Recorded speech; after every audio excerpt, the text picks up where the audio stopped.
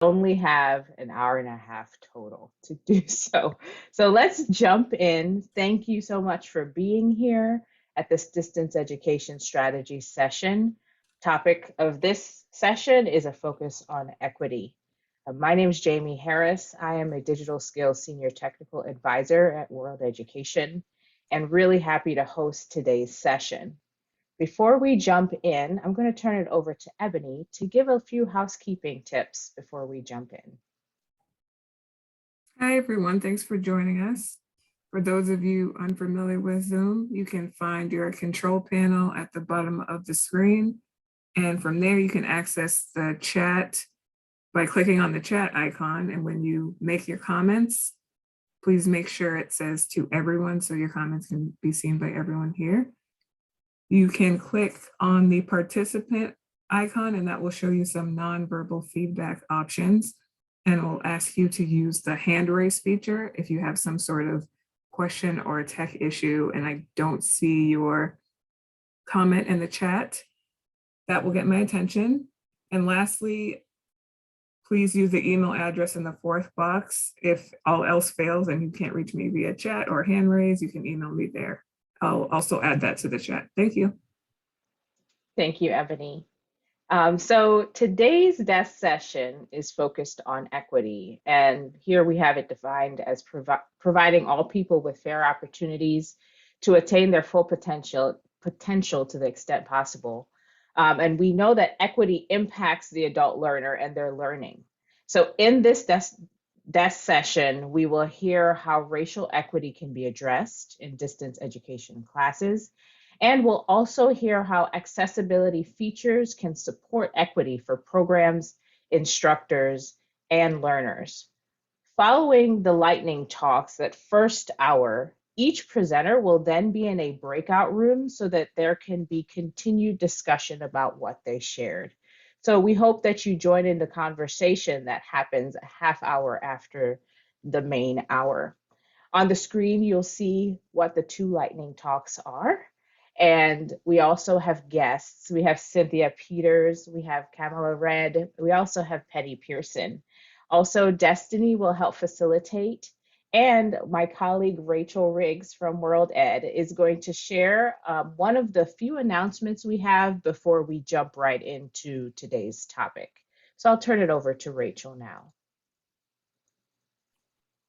Hello, everyone. Good to see you all. I just want to go ahead and share with you guys an exciting opportunity that we have coming up for service learning professional development in our EdTech Makerspace.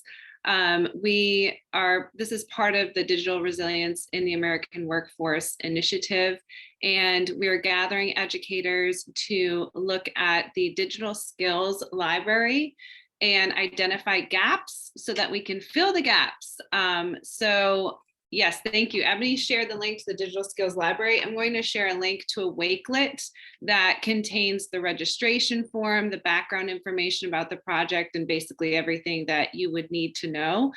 So if you click on this Wakelet link or scan the QR code on your screen, you will be brought to everything that you need and everything that you can also share if you know somebody else who might be interested in participating in the Makerspace. So our goal for the Makerspace is to look at the library. We are going to evaluate what's currently in there in terms of, does it cover the skill?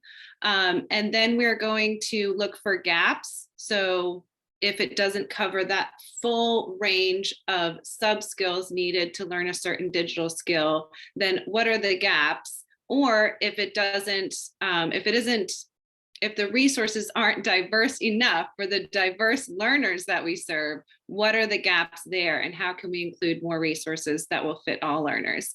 And the final phase of our project will be to fill those gaps. So we're looking at the library, identifying the gaps in the library, and then we're going to do a big collaborative crowdsourcing curation project to add more resources to the library so that it is fully functional for diverse learners and for adult educators to use. So please sign up and please share with your networks, and we hope you will participate. Thanks, Thank you, Rachel. All right, so we're talking about digital equity. Oh, I didn't click through. Sorry about that, Rachel. That's okay. Okay. We're talking about equity today, and we're focusing on racial equity and also accessibility. But it's also important to note that digital equity is another topic that's of great importance. And I want to share that a project that World Ed is taking on is increasing access to ESOL through the effective use of technology. This project will dramatically expand access to ESOL learning and related immigrant integration supports for immigrants and refugees through scalable, sustainable program models and services that optimize the use of technology, and educate service providers and policymakers at three tiers of the ecosystem: effective practice, advocacy, and replicable model development. So, sharing this project that's coming up, look out for it. It's focusing on digital equity. You'll also see on the screen that we're also focusing on advocacy, and we hope that that's a place where you can participate with us in increasing digital equity. Another announcement that we wanted to share is the 2022 Advancing Equity in Career Connected Education Summit. This is hosted by Octay, and the event is February 2nd of this year. We'll add the registration link in the chat. Thank you, Ebony, for doing that. And this is another opportunity to expand your understanding of equity and improve your practice when we work with adult learners. The last announcement to make before we jump in is an event on links in the Integrating Technology group. There will be a live presentation on Texas's Adult Ed Med Video Project. It's a great resource, and we're also going to include the registration link in the chat. Please make sure to visit this tool. It's really a great tool, and it can help with your practice as well in the classroom. So with all those announcements, let's jump into what we're here for. We're here to talk about equity, and I'm really pleased to turn it over to Kamala Red and Cynthia Peters. I'm going to stop my share so that they can share their screen and do the first lightning talk for this afternoon.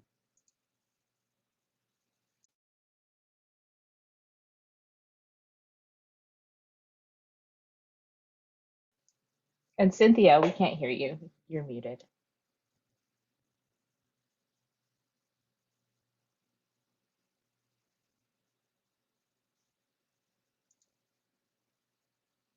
Sorry about that, everybody. Yes, I'm thrilled to be here today with Kamala Red from New York City. She's an adult ed teacher at the Mid-Manhattan Learning Center. And I've been very privileged to get to know her because for many years, she has had her students write and submit articles for the Change Agent. And I feel like I've gotten to know her as an amazing teacher in that way. And now for the first time, we get to co-present here together. And I think we're just really lucky to be able to hear from her how she teaches about race and equity in the classroom.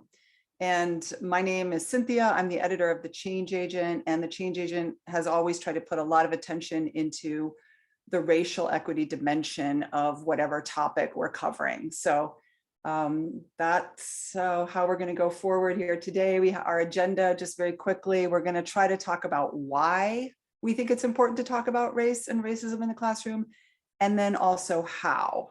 So those are the two main components of our lightning talk. So the first answer to the question why that we came up with is that it builds community in the classroom. And we have a picture here of a class in Arizona that is an example of an adult ed class that put a lot of attention to race and racism. And it's a key thing that happens is when you have hard conversations, you start to build trust with each other in a different way. People sort of show themselves more, they take risks.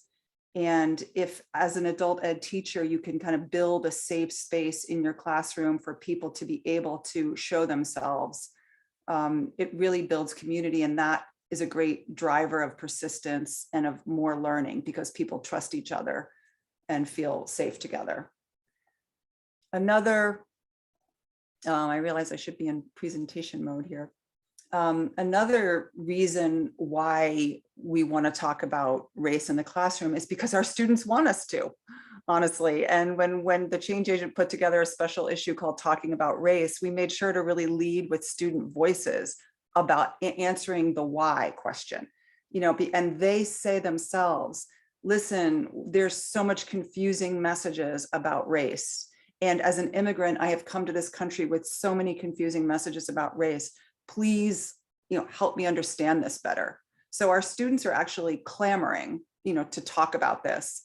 Granted, it can be a hard topic. Granted, it can be challenging, and it's not something to just take lightly, but it is something to sort of orient yourself towards and start trying to figure out a way that would work for you in your classroom to address it. One more reason for me, and then we're going to go to Kamala. Why talk about race? It's relevant to our learners. Racism and systemic inequities rooted in racism really get in the way of our students being able to achieve their academic goals and their work and career goals. So if you can take on small chunks of it in the classroom, you could actually be helping a student address a very real obstacle that's right in front of them and that will help them achieve their goals. It's an extremely relevant topic, not just for their individual lives, but the national dialogue, things that are happening in people's communities and in their families, and the challenges that their children are facing. And we know from the persistence drivers that when a topic feels really relevant to a student, they're able to persist in their education.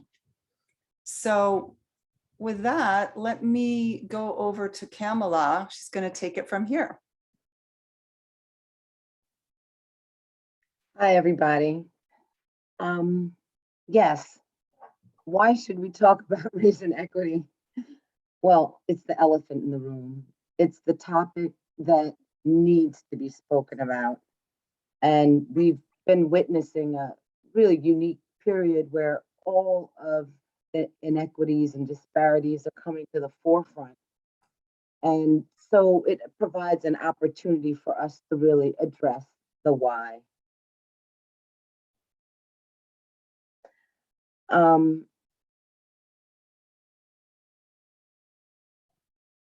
These issues are very pertinent to our country. Our democracy relies on participation, and if our students aren't having a voice, then their needs aren't met. So it's important for us to encourage them to participate through having an opinion, advocating for themselves, and using that voice to extend to their families and to their communities so that they can participate more effectively. So how do we do it? That's the challenge.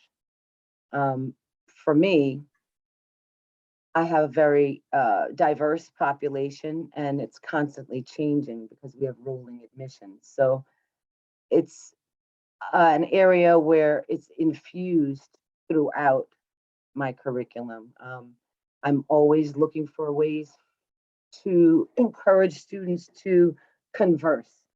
In order to do that, icebreakers are a daily occurrence because sometimes you'll have different populations of people in the classroom on a daily basis. So just to highlight a couple of things today, I start off with class values, for example. I want my students to know that, again, that it's a safe space, that it's okay to have an opinion, and that we have to respect one another's opinions. So I'll do, an across poem. Instead of doing class rules, I'll say class values, and we'll use a word like respect, and I'll make sure that tolerance is the T, because it's important that we tolerate different viewpoints. And if there are differences of opinion, all the better. We can discuss it. We can learn from one another. So these conversations are not easy, and they must be ongoing. And you don't just jump into a heavy topic like race without having a degree of comfort with one another, and to understand that we're not going to be attacking one another, that we have a lot more commonalities than we may think. So just to highlight one area that I focus on quite a bit is building common ground. I like an activity called an identity map. It's one that is very useful because it allows students to self-identify aspects of their lives that they want to share. I encourage students to pair up after they've made their own identity map, and we'll see what are the similarities, what are the differences. Share something surprising that you learn. Adults sometimes can build walls, so it can be difficult for them to make themselves vulnerable. And it's an important part of learning is feeling that you're not going to be ridiculed for an opinion or a belief or an aspect of your identity.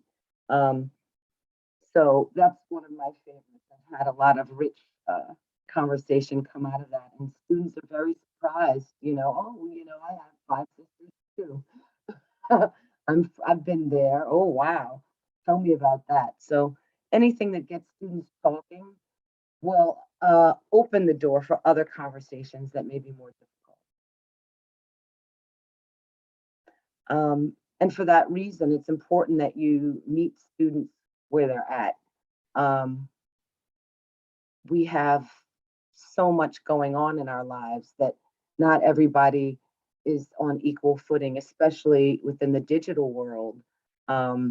So it's important that you survey your students. I actually have an online survey that I create. So even before we've met, I have a sense of the hours that work best and some of those logistics. What are your life demands? Some students are sharing computers with their kids. So it's important to get that groundwork. And one of the greatest tools that I use are journal prompts. I think that it's important to recognize that we're in constant getting to know you mode. And in order to be effective in that way, you have to kind of harvest where their interests lie, what makes them tick, so that you can gather up resources and have them at the ready to engage, keep them engaged in topics that are rich and relevant to them. Student-driven learning is essential in this regard. So I want to have a good pool of materials, and I don't want to just pick randomly. I want things that they're interested in. Journal prompts, you'll receive lots of resistance. Students aren't really enjoying writing for the most part. So if you're sure to model, I always take part in journal prompts. I don't demand that you share, but I invite them to share because I want them to know that we're getting to know each other. And the deeper our relationship, the richer the rewards. And we're a learning community and we learn from each other. So I've had surprising outcomes from journal prompts where someone who was very guarded may in fact share in a way that allows you to see a glimpse of where that person's coming from, and you'll find that there's a lot more commonalities, like this student who recognized something in herself that disadvantaged her, but it motivated her in fact to improve her life and for herself and for her child. So it's important that we remember that our students are very dynamic, and in order to meet their needs, sometimes there needs to be a bit of an unloading. And as was emphasized earlier by Cynthia, once they get over or grapple with not necessarily get over, but grapple with or address some of the issues that have been obstacles for them, it will open up the world of learning. And racism and equity is so pervasive and so painful that it does prevent learning to occur. People feel defeated, and challenges to their esteem have been roadblocks for some time. So now they're in a position to turn that disappointment around, and we have to be present and encouraging and validate where they're at.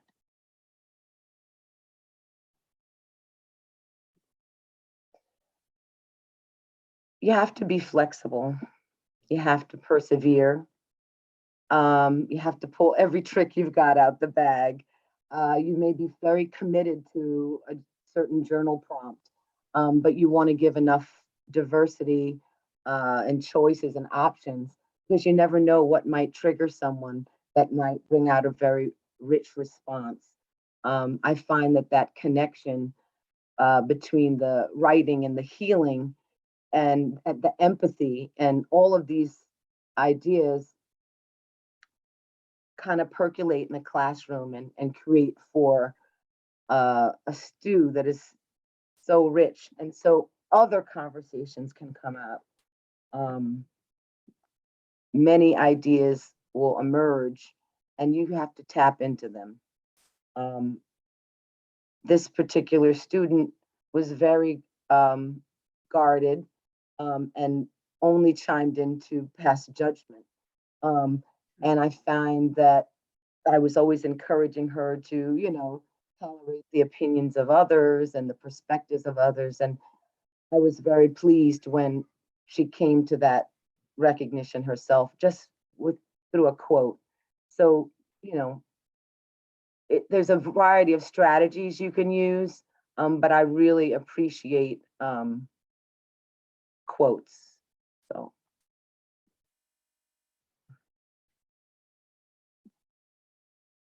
I'm not a teacher that professes to be an expert. My students understand that I'm a teacher, but I'm also a learner. I cultivate that in the classroom. We're a learning community. So the idea is to encourage each student's voice, and you're going to use as many strategies as you can. There's so many rich ones out there. For example, this is a lesson I use from Facing History.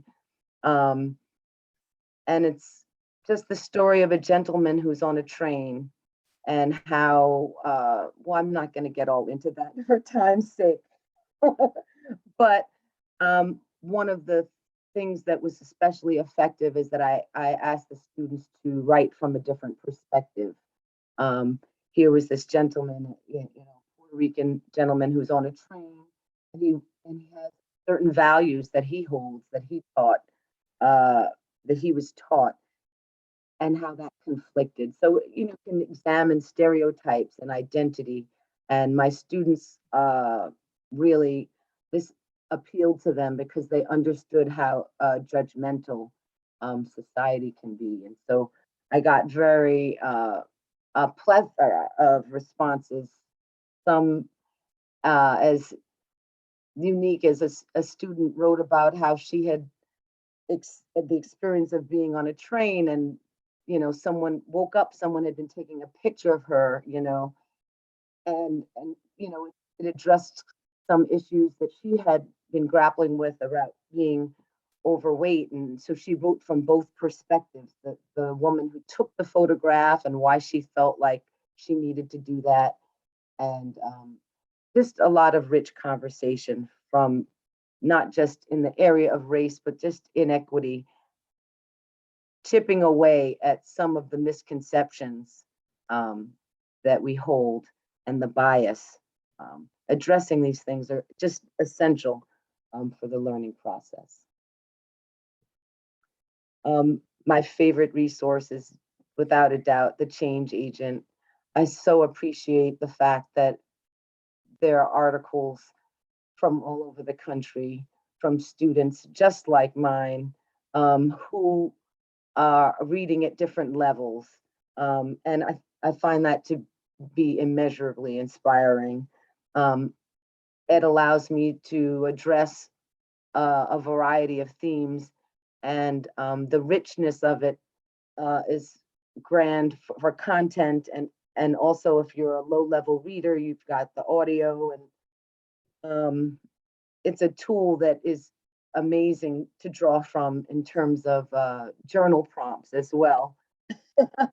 Because when there's a call for articles, there'll be a whole list of prompts there, and I may draw from them to just encourage contemplation and weighing of everything from argumentative to informational, just a lot of very rich content. So it supports the reading skills in addition to the graphics, from animation, cartoon, political cartoons to graphs.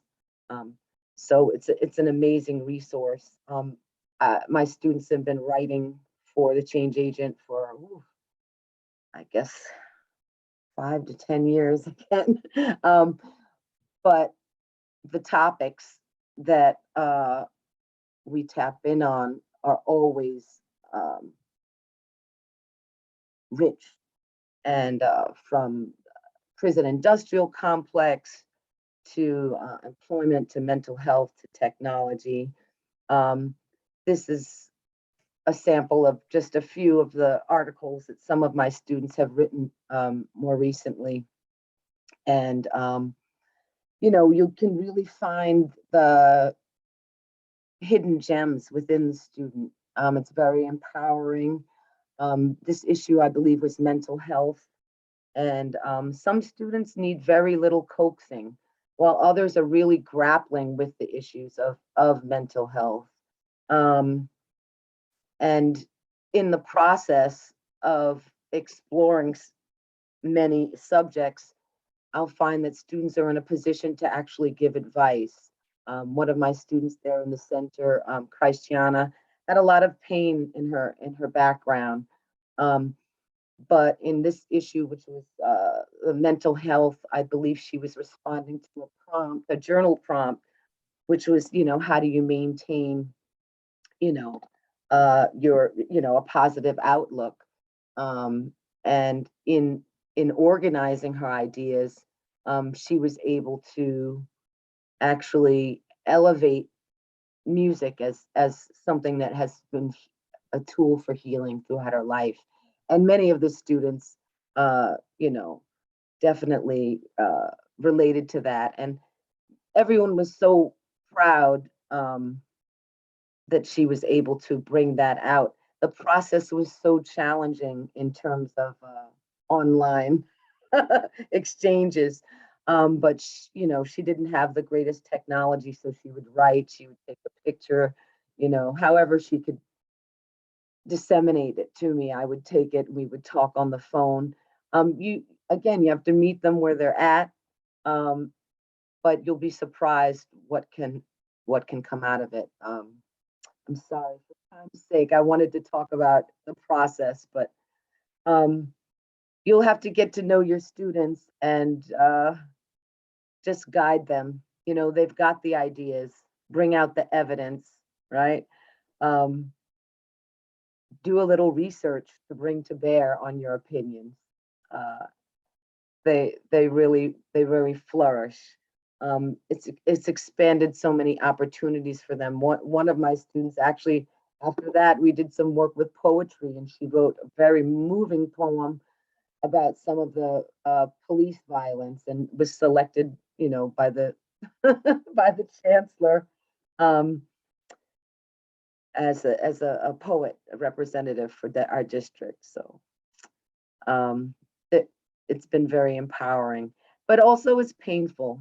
You're going to unearth some things that are challenging. So, our whole social, emotional learning thrust, it's right on point, because racism and equity is very present.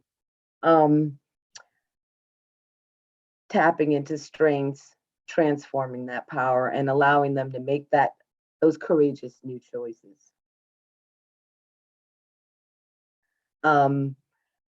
A resource that I tapped in on more recently was the Google Slides that the change agent has, talking about systemic racism, internalized racism.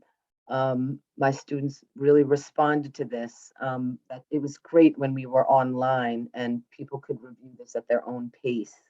I taught it as a lesson, but I posted it so it could be reviewed, and there was a lot of rich responses from that as well.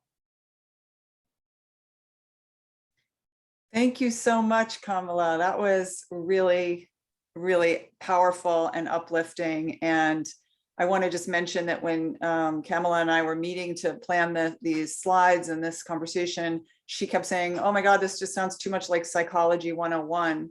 But I see one of the aspects, one of the dimensions of being a teacher is actually being able to meet people where they're at, support them socially and emotionally, and still be teaching, but being able to take into account those other aspects of being human, especially when we're taking on a hard topic like race and inequity. So thank you so much. I want to just end by mentioning a couple things. One is a new law has a provision in it called the Affordable Connectivity Program.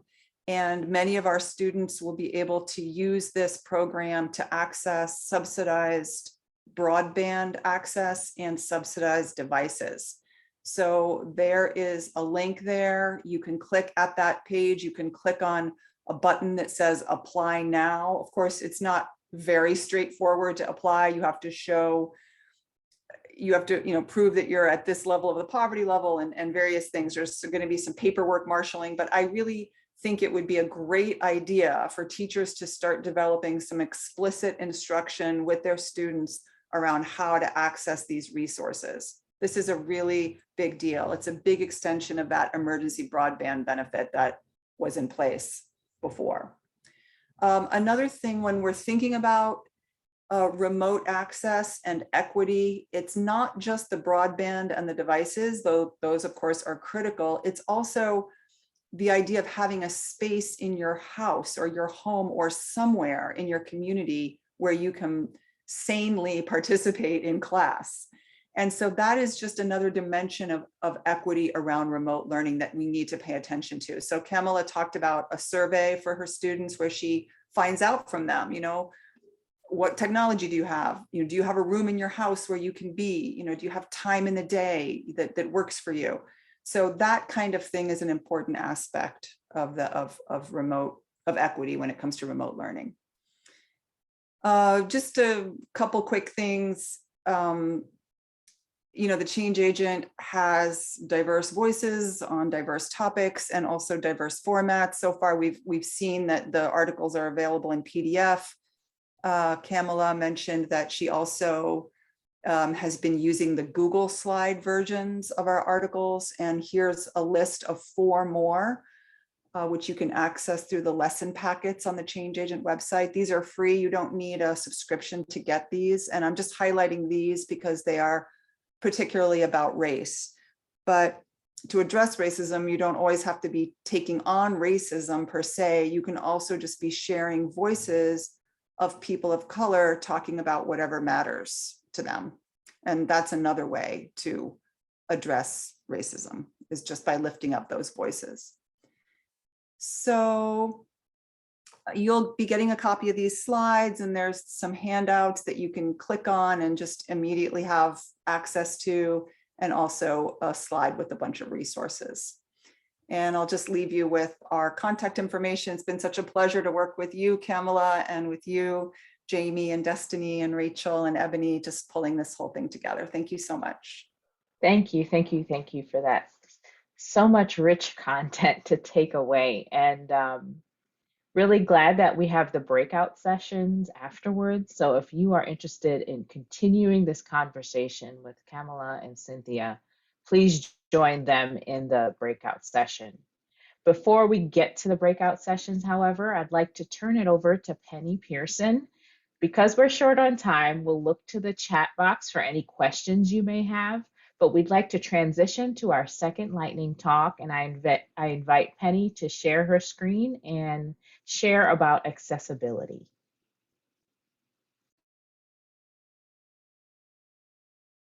It does help to unmute. Hold on just a minute here. I'm trying to get my squares where they need to be. Does everybody see the slide? If you could let Yes, me I know. see it. Thank you. Yes. Thank you. First and foremost, welcome everyone. I'm really happy to be here, and it's always very interesting to hear all of these other perspectives. But just a little bit about me. I am a coordinator for the Outreach and Technical Assistance Network. We are a grant-funded state leadership project in California, and we provide assistance to adult education schools here in the state. Most of our adult education schools are affiliated with a K-12 district, and many of them are also in non-credit programs and community colleges. So we have a really diverse audience in terms of our teachers and where they come from. Are they at a community college? Are they somewhere else? So what my session is about today is to really help you understand a little bit about why accessibility does play a key part in equity and access for our learners. And adult education can be a little bit different because in many of our schools, this is not a topic that comes to the fore because adults do not have to declare if they have an accommodation need. Some of them are very vocal, which is good. Others are not. And sometimes that just means a change in mindset. So why is accessibility so important, and how that lends itself to an equity issue as well? So I just want to go through some basic topics today.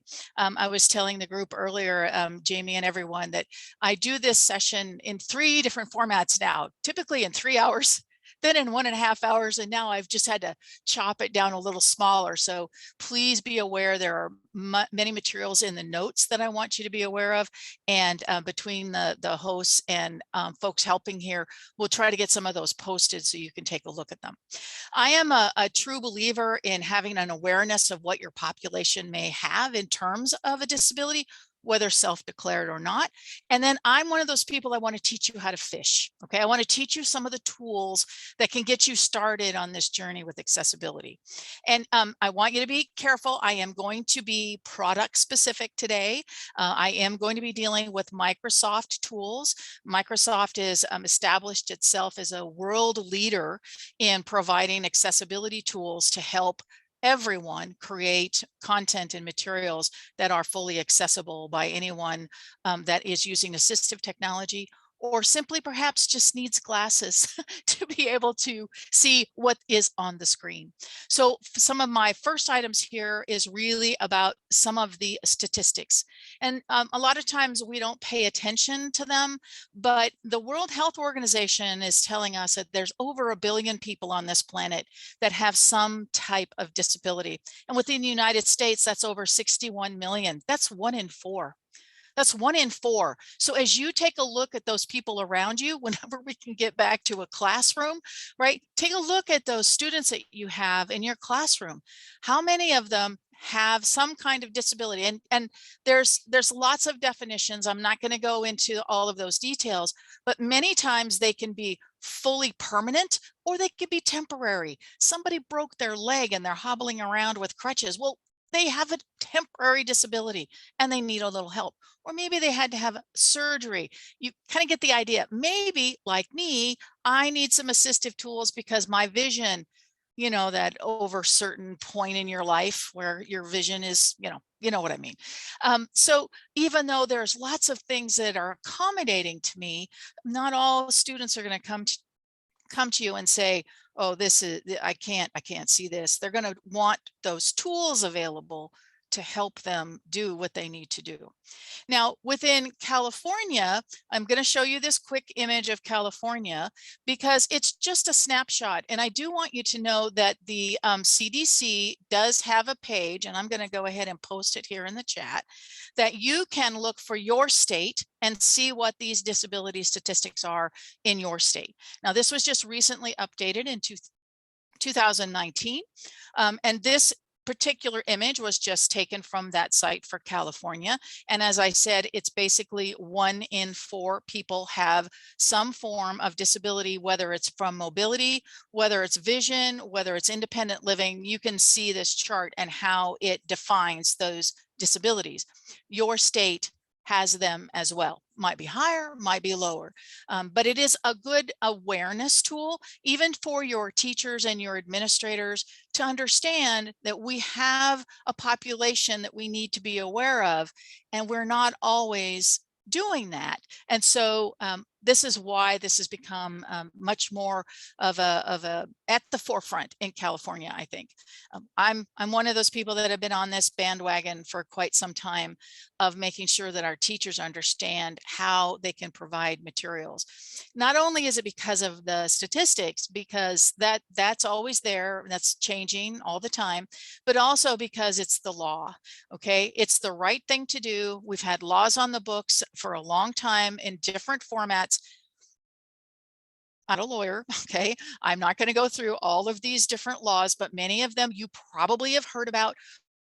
Whether it's the ADA, the Americans with Disabilities Act, maybe you've heard something about this thing called Waycag, or Web Content Accessibility Guidelines. If you are someone that deals with anything in regards to posting on a website, those rules come into effect. Maybe you've heard of IDEA, the Individuals with Disability Education Act, that has much more specific requirements regarding how materials are accessible to our learners in education. Now, granted, it leans toward the K-12 side, but it has great implications for all of education to ensure that we provide these means and ways that our learners have access to that education.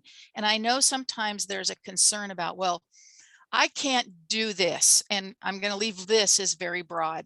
And sometimes it's just important for teachers to understand they need to be able to provide an equivalent experience. Now, I have lots of teachers that I work with in California that they absolutely love multimedia and video, and they'll produce things, or they'll do searches online. They will go out and they will find materials and information that they want to present to their class, but they don't have that one little kind of parrot on their shoulder saying, be aware, can all of your students participate with this material? What can you do to provide them with that equivalent experience? And sometimes it's as simple as a transcript, a piece of text that they can use assistive technology or magnification or something that helps them to receive and be able to participate with that material in an online environment. So these laws are things that we need to be aware of, but we don't have to be a lawyer. It's just, we all have these guidelines that we can use, and there's many more resources that you can look at. In the notes of this slide, I have the guidelines for Waycag, because us at OTAN, we are very cognizant about creating and maintaining a website that's fully accessible by all different types of assistive technology, as well as by different types of devices. A lot of times that gets overlooked, that if someone goes to a website on their mobile phone, is it adaptive? Does it change in terms of sizing, etc.? And does it have tools available for learners to be able to use on that website? Also, in using online curriculum, how many organizations have a set policy, either through their IT department or their purchasing department, that ensures that the software that you're purchasing for use with learners is meeting these rules, to ensure that the materials that teachers create and post are fully accessible. They have the tools in place to do so. So there's more on notes and law for those of you that like to geek out and learn more about these different pieces of law and how they work. But just remember, although it's the law, more so in terms of our concerns about equity and equality and access, it's the right thing to do. And we have to kind of adopt this mindset that says, moving forward, this is something I deal with a lot with teachers, because if I have a veteran teacher of 10, 15, 20 years, they panic. because they're like, oh my gosh, I have lesson plans and materials that go back a decade. I can't do all of this. Don't. Start from today. Start from the moment of awareness that this is something that needs to be done. And let's get you some tools and resources and assistance to help you make sure that anything you create into the future is as compliant and as accessible as possible. Okay, so not only is it the law, right? We have some resources. There's help out there. These are some of my favorites, okay? And I had to call the list down a little bit, but I really like the National Center on Accessible Educational Materials. They are chock-a-block full of resources, courses, online materials, demonstrations, anything that can help you as an administrator inform and provide assistance to teachers, whether you're a teacher and understanding, okay, what does it really mean to have accessible educational materials? What does that look like? Another favorite of mine, which is really across the board, way beyond education, is the universal design for learning. That whole framework, that whole mindset of how do we design? We all benefit from universal design. And I'll ask a couple of questions that I've used many times before. How many of you use an escalator at the airport? I do, okay, but I am fully capable of walking up those stairs. I just have the choice, and now I could go up the escalator. Do moms with carriages use an elevator and escalator because it's harder to get upstairs? Yes. Do you use curb cuts in sidewalks because it's easier for you to walk down an easy grade and maybe instead of stepping off of a 9-inch curb? Those are all universal design for all people to use, whether they have a disability or not. We're designing for really good use of whatever we need to do. So these are some basic pieces that you can use and help you understand why this is a good soapbox to stand on, for lack of a better word here, because all of them lend itself into building a community of wanting to be more accessible. And that also means inherently more equitable, right? Everybody has the opportunity to learn if materials are created in the best way possible. So this is the fishing part. I want to show you, and if I can't do it during this session right now, I'll show you in the breakout room of really teaching you how to fish. I want to add some tackle to your teaching tackle box that can help you move forward with making sure that your materials that you create, that you share, have some great accessibility tools. Okay, so I'm going to see if I can do this because I want folks to understand why this is important. So we're going to pretend for a minute that we are someone that needs to use a screen reader. Now, this is supposed to be linked in the presentation, but I'm hoping if I switch this over, somebody tell me, can you see my YouTube page? Yes. Okay, so I'm going to try to play this here. And let me make sure I turned on my audio. Let me make sure here. Hold on. Sometimes I forget that part. Oh, just a second, folks. I apologize. Uh-oh. All right, let's see if we can hear it. Can you hear it? No. No. Hold on. Oh, I miss it, guys. So sorry. Hold on. Where is my audio? Share. If you check the, if you click the share button again, it should give you the option to share audio. I got it. Here we go. No one with a disability that will be receiving their Hear it? content. There are no guarantees. Yes. Documents are often shared among others. You don't want an inaccessible document attributed to your name or your company. Additionally, many accessibility features actually benefit and improve the reading experience for everyone. Today we want to simulate what someone who uses a specific type of assistive technology, a screen reader, encounters when they access a poorly structured document. Then we'll show you what their experience is like once the document has been made accessible. Keep in mind that screen readers are just one type of assistive technology. There are many different types of disabilities and subsequently many varying technologies for people to use and experience content. In this video, Cami, one of our Section 508 specialists, is going to walk you through 2 scenarios to demonstrate the impact of creating accessible materials. First, take a look at this PDF. We have colored large text, graphics, a process flow, lists, and link text. What else do you see? Now we're going to simulate using a screen reader by covering up the document. This is how someone using a screen reader would experience it. Interacting with kids. Kids can be of any age. Sing a song. All the king's horses and all the king's men could put Humpty together again. Humpty Dumpty sat on the wall. Humpty Dumpty had a great fall semicolon. Have a treat. Select a graphic item. Bullet French graphic fries. Bullet ice graphic cream. Enjoy the graphic flavor. Travel to graphic McDonald's. Activities and play. Try some of these : play a board game. Make a paper plate mask. Go to the park. Send us an email to get more great ideas. Graphiclogo.jpg. Was that what you expected to hear? Was all the content read? Clearly, this page was not created in an accessible manner. Now let's listen to how the screen reader interprets the content now that we've remediated the document. Graphic ABC interactive logo. Heading level 1 interacting with kids. Kids can be of any age. Heading level 2 sing a song. Humpty Dumpty sat on the wall. Humpty Dumpty had a great fall semicolon. All the king's horses and all the king's men could put Humpty together again. Heading level 2 have a treat. Graphic acquiring a treat process. See next page for full description. Heading level 2 activities and play.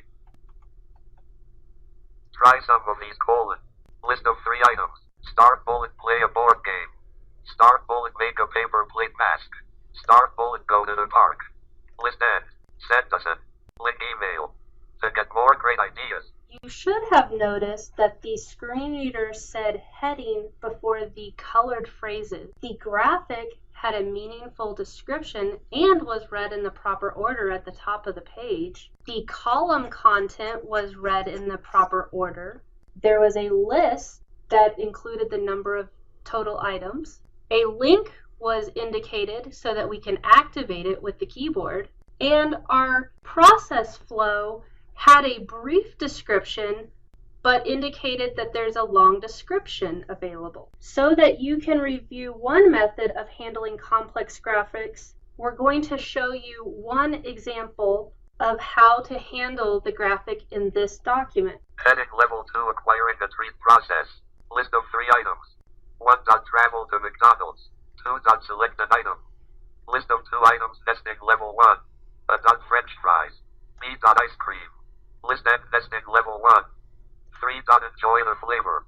A numbered list structure was used to show order, and a sublist helps identify the hierarchy of the content. Hopefully you can see how important it is to structure your content. Okay. Are we good with that? Did you learn anything a little bit with that?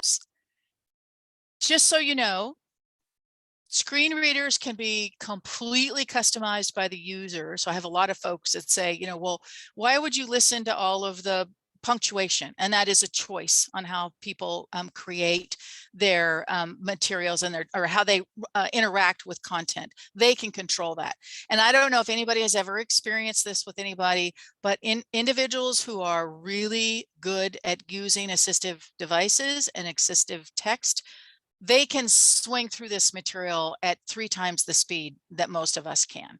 So it's really, it is something that when you get a chance to work with someone who either has a vision disability or even a hearing disability, of how they use that assistive technology can be really mind-opening of how they interact with materials.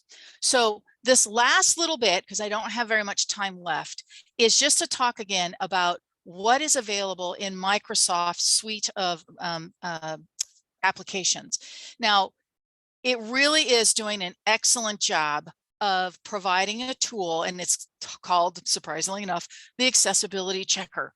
And what it does is it allows for both teachers to create accessible documents, but also it allows learners to understand and use an accessibility checker to ensure anything that they create is also fully accessible. Now, what's nice about this tool, and it's a tool, it's not an end-all be-all panacea, it's a tool. It will give you what are considered errors, which really need to be corrected. That means that there would be an issue with assistive technology getting through the materials. Warnings, okay, which means, oh, you know, it's not too bad, but you might want to consider making a change, or you might want to make sure that you check something that the warning indicates. And the last one is tips. And Microsoft is very good about being able to say, well, you know, you might want to try this instead. Okay, so although it does a lot, it doesn't do anything, okay, or everything, I should say. It doesn't do everything. So you need to learn how to use the tool. And this is typically in, I'll use the two most prominent, Microsoft Word and Microsoft PowerPoint. Microsoft Word has a whole series of styles and other reference fields that you can use to help make sure that a screen reader can navigate quickly through your document.